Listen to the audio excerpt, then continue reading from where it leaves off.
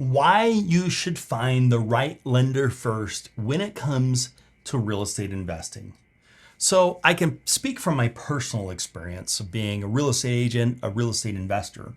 And I would put time, money, resources, do some advertising, knock on doors, and go and try and find the perfect property. I would do that, and then I would call some private lenders and say, hey, I've got a property. They'd ask me where it was at. I'd tell them the city, and they would say, you know what, I really don't want to do that deal because I heard there was some crime in that area on the news the other night. And so that happened. And then I would go and I'd look and I'd try and find another property. And then I would take it to them. They'd be like, oh, I don't have any money right now. Call me again later. What the lenders didn't understand is the amount of work it took to make these things happen, especially on the private fund of finding these great deals.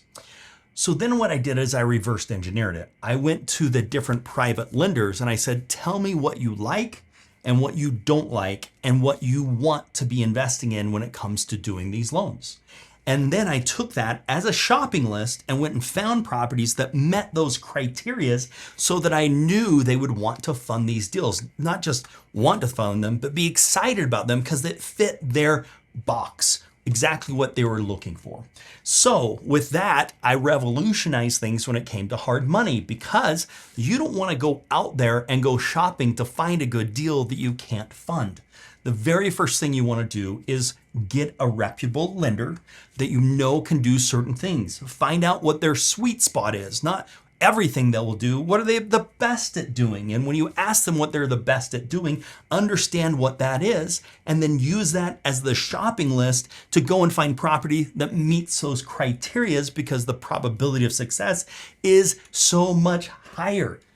It doesn't make sense to go around and shop for properties until you know you've got money in your pocket. And the way you do that is find a great lender and know what those terms are and let them help. Now, one of the things we've done is turn this into software to make it really easy so you can do it anytime. And that helps a lot of our members be successful in knowing where that box is and if it fits into it or if it doesn't fit into it. Now, that may seem really easy, but it's actually really complicated because it comes to geographical areas, it comes to flood zones, it comes to a whole bunch of stuff that comes into play in knowing if this is a deal that should be considered on the lending front. And it's certainly nice to have a software that can do all that for you. Whether you're doing that or working with us or someone else, you need to make sure you've got money in your pocket before you go shopping for houses. And the way that you do that is make a relationship with a hard money lender, make sure they're reputable, and then go out and do your shopping. Your chances of success skyrocket considerably when you know you've got the money to back you and when you are going after things that your lender considers their sweet spot, not their we can occasionally do. You want their bread and butter, the stuff they're doing day in and day out, the easy stuff. What does that look like? Use that, make that a shopping list, go out and shop for those specific deals so you can bring those to the lender that has that specific box.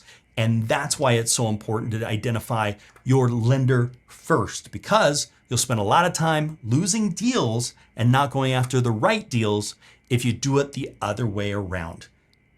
Get approved, know your lender, know what they do, and go find what they like.